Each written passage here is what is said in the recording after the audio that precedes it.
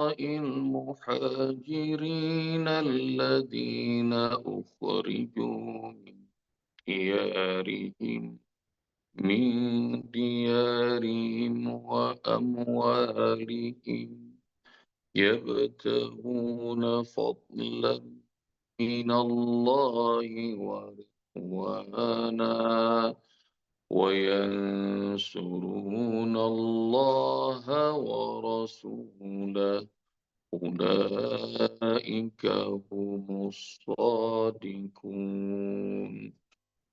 والذين تبوأوا الدار والإيمان من قبلهم يحبون من هاجر إليهم ولا يجدون في صدورهم حاجة مما أوتوا ويؤثرون على أنفسهم ولو كان بهم خصاصة ومن يوق شح نفسه وأولئك هم المفلحون.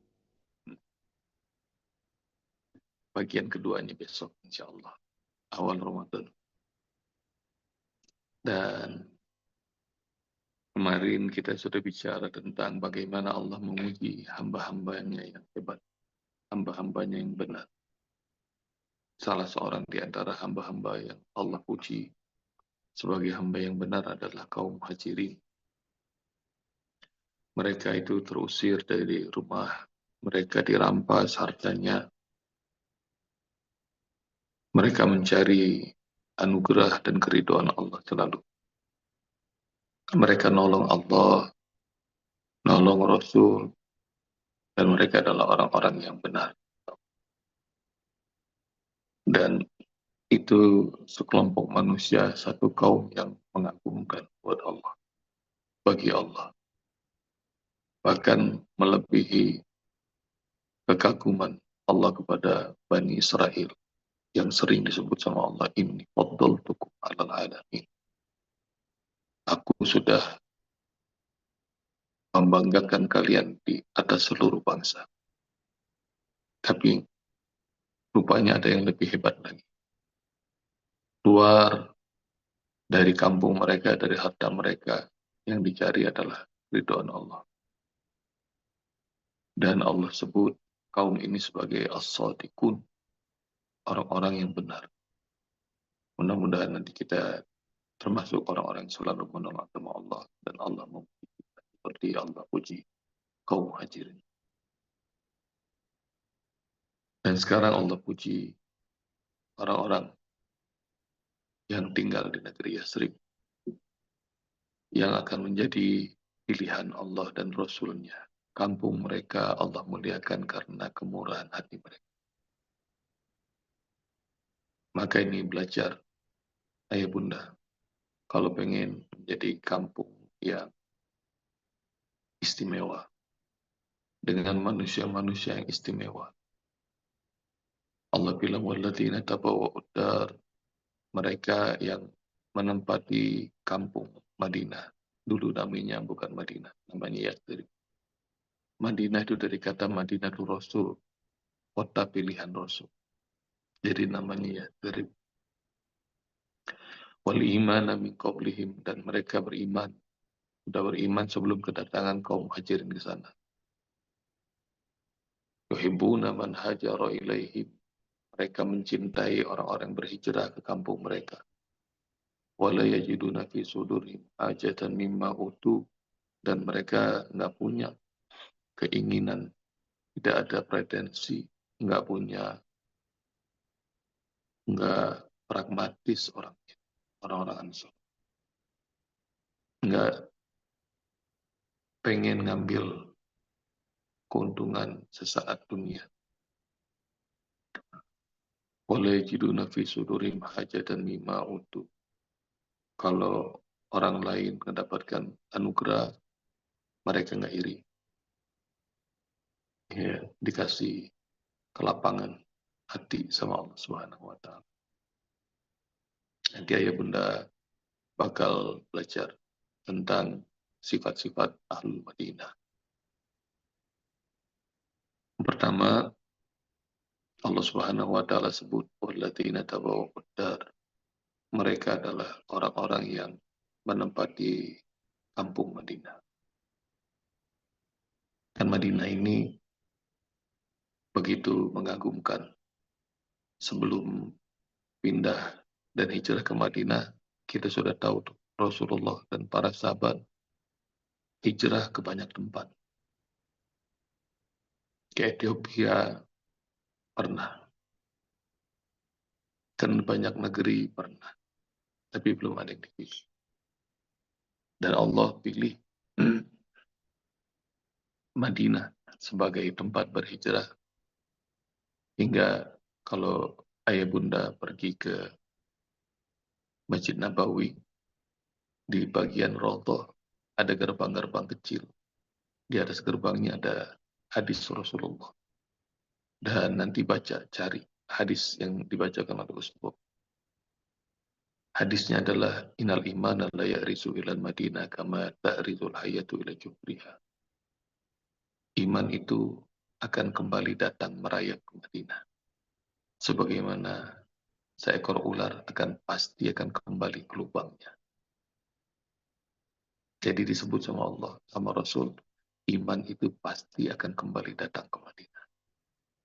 Seperti seekor ular yang akan pasti kembali datang ke lubangnya. Nanti cari sama ibunda hadis itu. Dan hadis itu, sebab kalau baca hadisnya nggak ngerti kecuali sudah dijelaskan sama para ulama. Nah sekarang Usbab sampaikan apa yang pernah Usbab dengar dari para ulama. Bahwa iman itu bakal datang ke Madinah. Kalau orang umroh, orang haji nggak perlu ke Madinah. Umroh datang ke Mekah aja sah. Haji berangkat ke Mekah aja langsung dari Indonesia atau dari seluruh dunia sah haji. Tapi nggak tahu karena hatta orang Madinah sekalipun kalau haji dan umroh nggak perlu ke Madinah, berangkat aja ke Mekah. Tapi kalau kita melakukan umroh haji, rasanya nggak pantas kalau nggak datang ke Madinah. Dan di Madinah tuh iman, rasa keimanan tuh hidup. Kalau kita merasakan banyak yang sudah mengatakan suasana di Mekah sama Madinah beda ya, emang beda. Kalau di Mekah tuh melihat tanda-tanda kebesaran Allah dengan jelas, fihi ayatun bayyinatun maqam Ibrahim. Jadi di Mekah tuh tanda-tanda kebesaran Allah jelas terlihat. Sementara di Madinah, tanda-tanda iman, senyum, menyapa, saya kalau kasih sayang, itu kelihatan tuh di Madinah. Kalau di Mekah, sholat kita dilompat-lompatin orang, di Madinah nggak ada. Jadi nggak ada orang yang lompat-lompatin ketika lagi sholat. Jadi tertib, nikmat, dan pemurah karena orang Madinah. Itu jadi tempat di mana Allah Subhanahu wa taala pilih tempat hijrahnya Rasul dan para sahabat. Itu negeri iman. Walladzina tabawwa'u dara wal iman. Iman akan kembali ke Madinah, kata Rasulullah. Dan doa Rasulullah SAW adalah, Ya Allah berkahi Madinah. Nanti cari doa Rasul untuk Madinah ya bunda. Ya Allah berkahi Madinah. Berkahi timbangannya, berkahi takarannya. Jadi Rasul ngedoain Madinah sampai segitu. Dan nggak cuma takaran dan timbangan. Ya Allah berkahi Ansor. Kalau saja bukan hijrah, maka aku akan pilih lahir dan tinggal bersama suku Ansor. Kalau saja seluruh orang menjalani satu jalan, dan kaum Ansor menjalani satu jalan, maka aku akan bersama kaum Ansor. Jadi Rasul ngedoain. Nggak cuma orangnya, nggak cuma takarannya, nggak cuma timbangannya. Gunungnya yang didoain. Ini adalah Uhud. Uhud Jabalun. Yuhibbuna wa nuhibbu. Uhud adalah gunung. Dia mencintai kami dan kami amat mencintai. Insya Allah. Karenanya ya Bunda, Mas Bob sampaikan kepada ayah Bunda, dimanapun ayah Bunda berada, jangan ngeluh. Doakan. Doakan rumah kita. Doakan kampung kita. Doakan usaha kita. Doakan tetangga kita. Lihat bagaimana Rasul ngedoain timbangan, takaran, doain usaha kita, doain semuanya sekeliling kita. Maka Usbah pernah ngajarin ke ayah bunda, doa karena udah ngerti bagaimana Rasul ngedoain Madinah, maka Usbah kalau doa, ya Allah berkahi Cianjur. Sebagaimana kau berkahi Mekah dengan doa Ibrahim alaihissalam. Berkahi Cianjur sebagaimana kau berkahi Madinah dengan doa Muhammad sallallahu alaihi wasallam. Berkahi Allah tanahnya, airnya, mataharinya, bulannya, bintangnya, udaranya, anginnya, pepohonannya, tumbuhannya. Berkahi air hujannya, berkahi bebatuannya, berkahi seluruh hewan yang ada di dalamnya, berkahi semua orang yang datang beriman ke sini, ya Allah, yang menegakkan kalimat-Mu. Dan seperti Nabi Nuh menutup doanya, wala tazidiz zalimina illa tabara. Tapi kalau yang datang orang zalim, jangan tambahkan kecuali kehancuran. Jadi Ibrahim mendoakan Mekah, Muhammad SAW mendoakan Madinah, Nuh juga mendoakan kampungnya, rumah. Maka belajar tuh, ayah bunda, doakan. Kalau Ibrahim mendoakan Madinah, mendoakan Mekah kan banyak. Rabbi ja'al haza baladan aminah. Warzuq ahlahu minat thamarat. Cari itu doa Nabi Ibrahim mendoakan Mekah. Jadi semua doain. Dan rumah tuh ayah bunda kalau kita ngedoain, sering-sering doain, dia senang. Kan diajarin sama Nabi Nuh, Rabbil firli wali walidayya waliman dakhala baitiya mu'minan. Masih ingat gak doanya Nabi Nuh? Nabi Nuh ngedoain rumah, doain dirinya, doain kedua orang tuanya, doain rumahnya. Jadi ayo doa minta keberkahan Allah buat rumah kita, buat penghuninya, buat orang tua kita, semuanya doain. Nah itu ayah bunda. Satu pelajaran tentang keutamaan kaum Ansor yang kampung mereka dipilih Allah jadi kotanya Rasul dan kotanya orang-orang beriman seluruh. Nggak cuma Muhajirin dan Ansor. Kita aja pengen sering-sering ke Madinah. Pengen nggak ya bunda? Insya Allah. Ini kayaknya ngantuk semua nih. Habis tarawih apa gimana semalam? Jadi semua kita pengen sering-sering ke Madinah. Mudah-mudahan nanti kita bisa umrah bareng ya. Insya Allah. Jadi satu rombongan bareng-bareng ntar kita atur jadwalnya.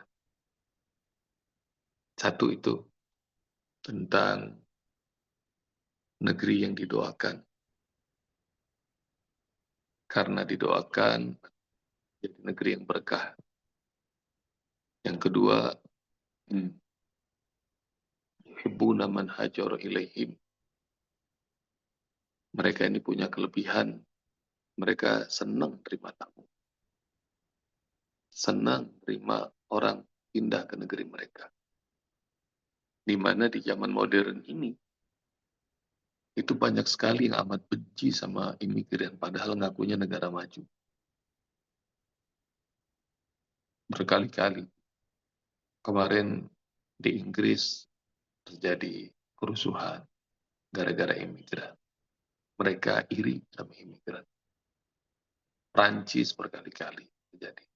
Pokoknya yang ngaku negara-negara maju dibalik-balikin dah mau. Pikiran mereka nggak maju, dada mereka sempit ternyata. Amerika udah berkali-kali.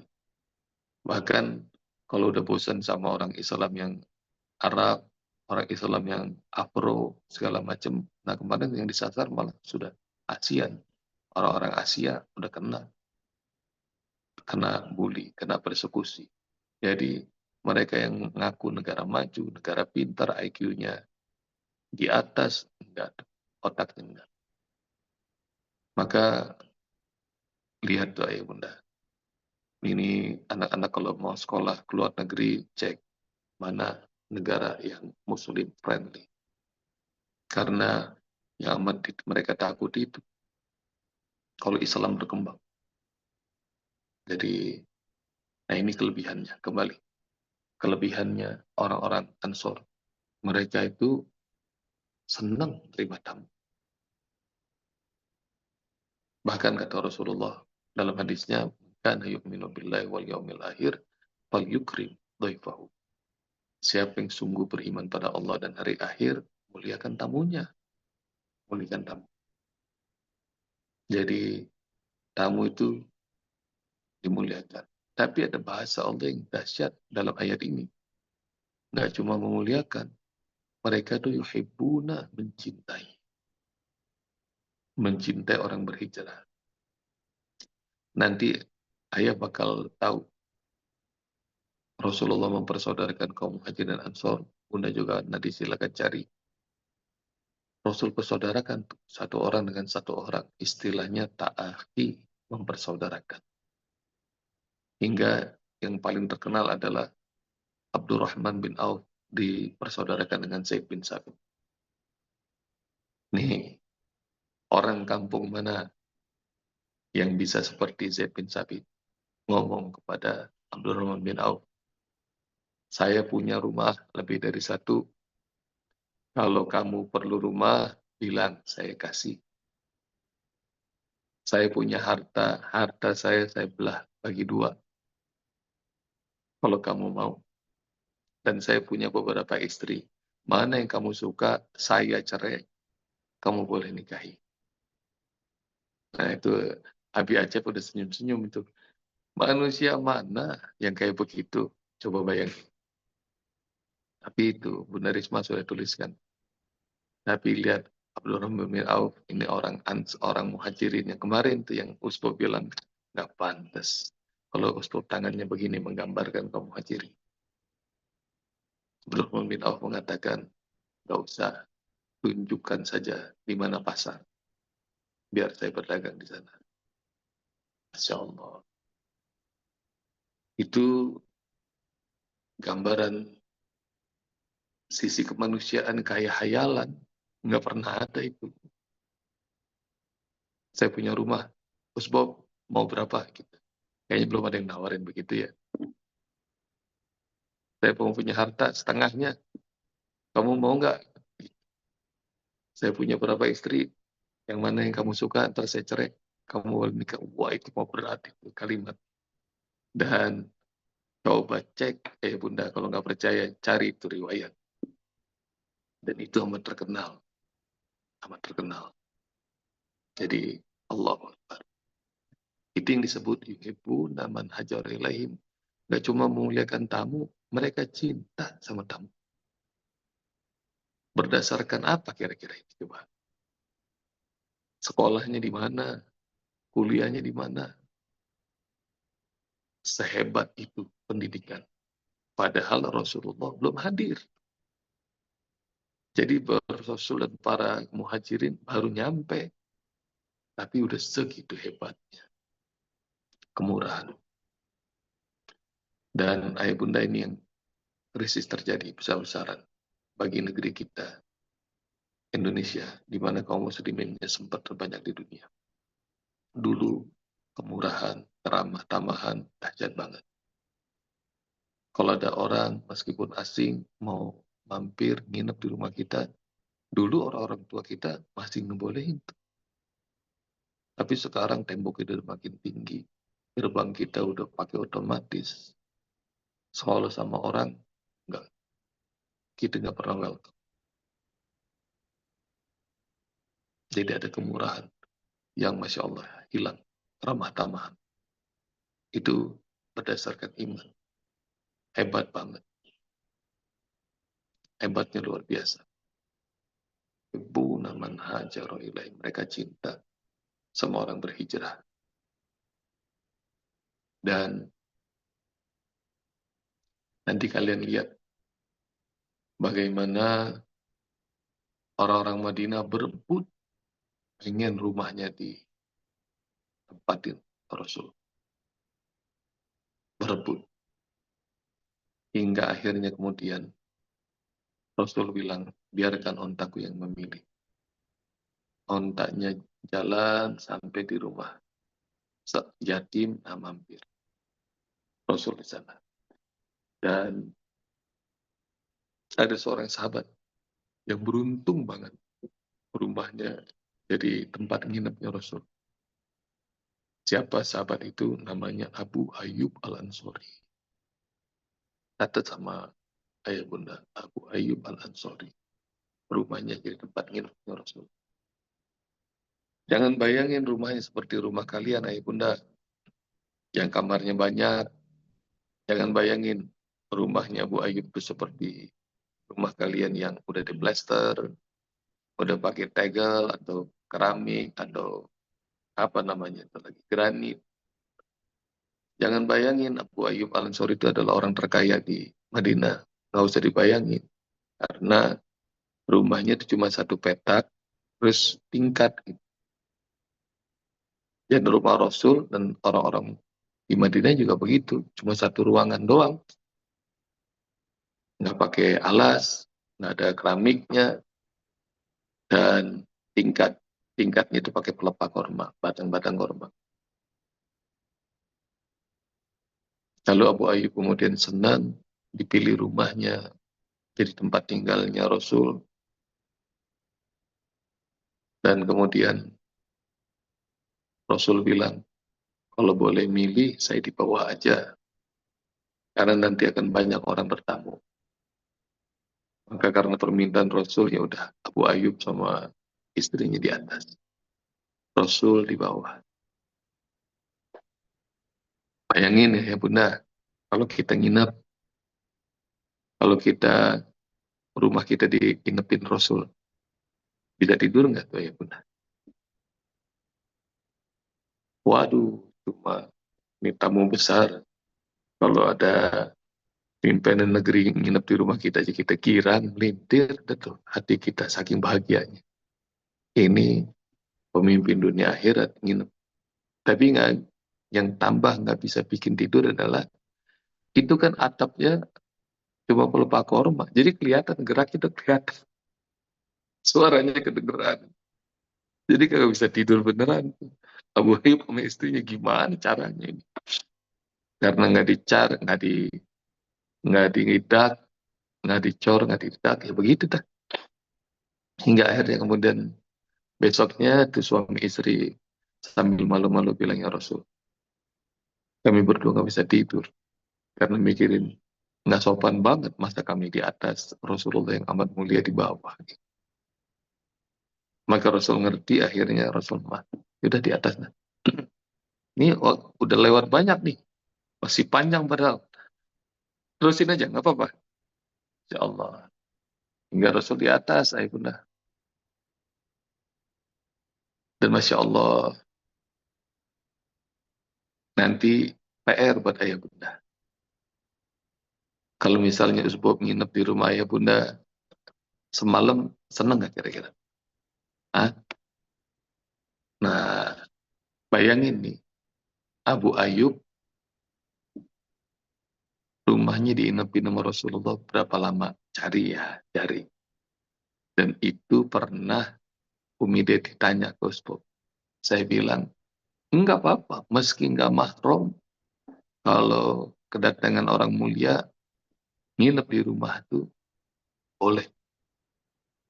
Nanti cari sama ayah bunda. Berapa lama Abu Ayyub Al-Ansori beruntung Rasulullah nginep di rumahnya. Nah ini biasanya kalau pelajaran sirah cuma sampai Rasulullah pernah menginap di rumahnya Abu Ayyub. Nah sekarang pertanyaannya berapa lama? Biar ayah bunda ngerti berapa beruntungnya. Berapa beruntungnya Abu Ayyub Rasulullah nginap. Mereka mencintai orang-orang berhijrah ke kampung. Tuh, Bunda Khairina sudah dapat 6 sampai 7 bulan. Insya Allah, hebat banget tuh.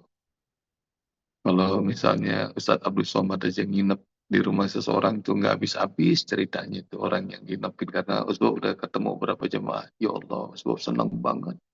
Ustadz Abdul Somad nginep di rumah saya. Ini Abu Ayyub diinepin 6 sampai 7 bulan rumah oleh Rasulullah.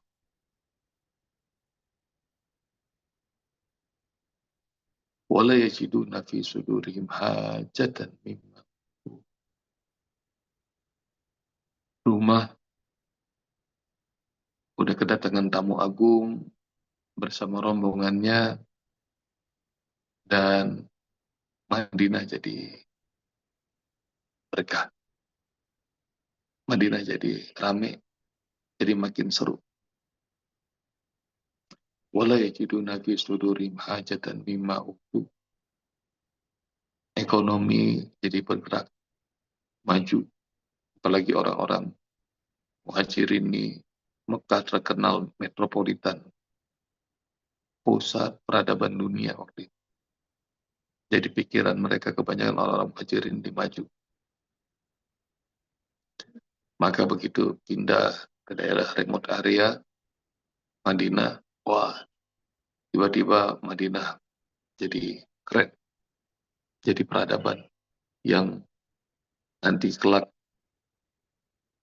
6 tahun, hanya dalam 6 tahun sudah bawa pasukan banyak ke Mekah. Ketika Hudaybiyah, tahun 8, cuma 8 tahun sudah bisa menaklukkan Mekah. Bayangin coba. Antara tahun 8, tahun 10, kaget-kaget seluruh dunia. Pasukan Romawi pun mundur. Jadi dalam peperangan mundur. Itu karena strateginya Khalid bin Walid. Jadi Masya Allah, dunia ada kaget-kaget hanya dalam 10 tahun. Jadi tadi Uswa sebut tuh, tahun ke-6 sudah bawa rombongan Rasulullah banyak. Sayang masih nggak boleh masuk karena perjanjian Hudaybiyah. Tahun 8 Mekah ditaklukkan. Jadi peradaban dunia paling top saat itu di daerah Jazirah Arab sudah ditaklukkan. Jadi keren lah, sudah terlalu keren. Tapi pencapaian yang amat singkat itu, 10 tahun tuh maknanya cuma 2 periode kan, Indonesia. 2 periode, siapa pemimpin yang sekelas ini. Jadi dahsyat banget nih Rasul dan para sahabat. Hingga akhirnya Muhajirin dan Ansor dulunya miskin, kaya raya. Kita tahu tuh ayat 6, 7 ada fai, ayat bunda. Peperangan nggak berhenti-berhenti, ada ghanimah. Dari mulai perang Badar, perang Uhud, perang Ahzab, terus saja. Jadi tiba-tiba hartanya banyak, pemikirannya maju, tentaranya makin kuat, dan dunia terus berdatangan. Bahkan Mekah ditaklukkan hampir nyaris nggak pakai perang. Itu yang kata Allah. وَرَأَيْتَ النَّاسَ يَدْخُلُونَ فِي دِينِ اللَّهِ أَفْوَاجًا. Berbondong-bondong manusia masuk ke dalam agama Allah Subhanahu wa taala. Fasabbih, tasbih kau Muhammad. Bihamdi rabbika, tahmid, kau puji Rabbmu. Wastaghfirhu, istighfar, minta ampun pada Allah. Innahu kana tawwaba. Allah Maha menerima taubat. Maka saat itu mulai, ayah bunda, banyak sekali kejadian-kejadian yang di luar ekspektasi. Dunia itu takluk. Tapi disebut sama Allah Subhanahu wa taala, orang-orang Ansor tetaplah orang Ansor. Wala yajiduna fi sudurihim hajatan mimma utu. Mereka itu orang Ansor ada kelebihan yang nggak masuk akal lagi. Kalau orang lain dapat anugerah, mereka itu nggak iri. Nggak ada tuh muncul di hati mereka tuh. Kalau orang orang lain dapat anugerah, nggak iri. Kalau kita ini kan gampang sekali dihasut sama setan. Tetangga dikasih anugerah, waduh, panas. Langsung tiba-tiba mulut kita langsung ngomong, paling juga ngepet itu. Nah, gibah langsung. Jadi bawaannya nyinyir aja. Tapi ini kelebihannya orang-orang Ansor. Enggak, mereka tuh gak iri. Di kampung-kampung mereka, bayangin ayah bunda, siapa yang kurang dekat sama Rasul? Semuanya pengen dekat sama Rasul. Tapi Rasul selalu memilih. Kalau memilih, pasti orang muhajirin di atas Ansor. Maka kalau ayah bunda lihat siapa yang dikeliling Rasul, pasti kalian akan sebut Abu Bakar, Umar, Utsman, Ali, semuanya orang muhajirin. Maka kalau Rasulullah sakit, yang ditunjuk adalah Abu Bakar. Rasul wafat, Abu Bakar. Nanti Abu Bakar sudah berkuasa, sebelum meninggal, menunjuk Umar. Umar menunjuk siapa? Utsman. Utsman menunjuk siapa? Menunjuk Ali. Terus begitu, ya bunda. Iri nggak tuh kira-kira? Orang orang Ansor enggak. Wala yajiduna fi sudurim hajatan mimma utu. Jadi orang orang Ansor itu adalah orang yang hatinya merdeka. Jadi ya bunda, ini satu terapi mental, belajar dari kehebatan orang Ansor. Apa terapi mental? Syukuri apa yang Allah berikan. Nggak usah overthinking apa yang Allah berikan kepada orang lain. Orang lain punya keturunan, kita belum dikasih keturunan. Bersyukur aja. Bersyukur. Orang lain dikasih jabatan, kita belum.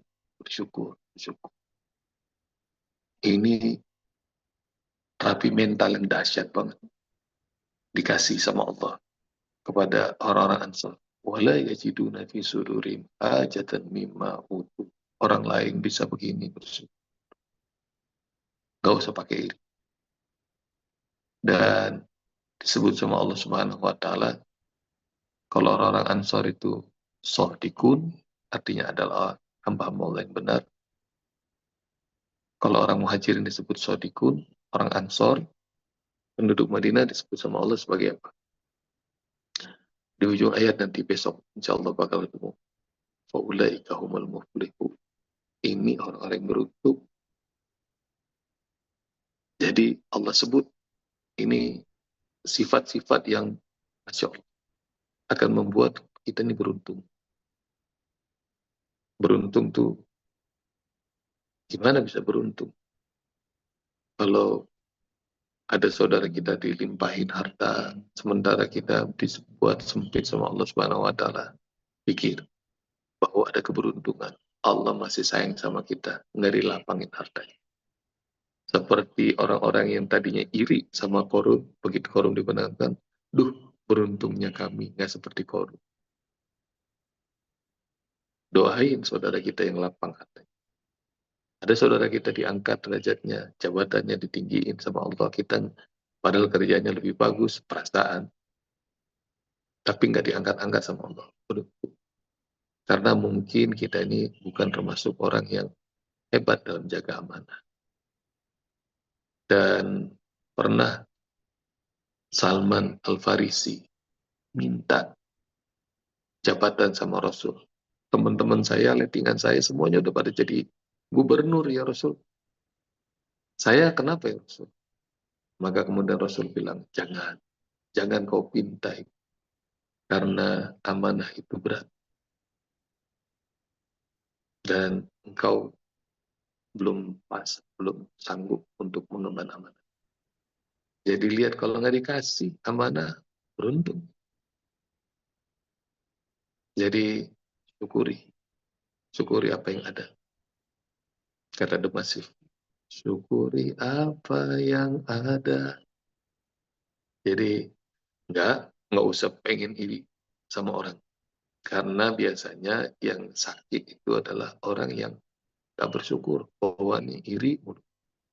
Jadi pelajaran bonus buat bunda, nggak usah ngiri. Nganan aja sekarang. Mulai sekarang nganan. Kalau nggak bisa nganan, nengah aja. Jadi jangan ngiri. Dan itu pelajaran. Beberapa pelajaran yang Allah agung sama orang-orang yang pilih Allah. Kampung mereka jadi kampung iman. Jazakumullah ibunda. Assalamualaikum warahmatullahi wabarakatuh.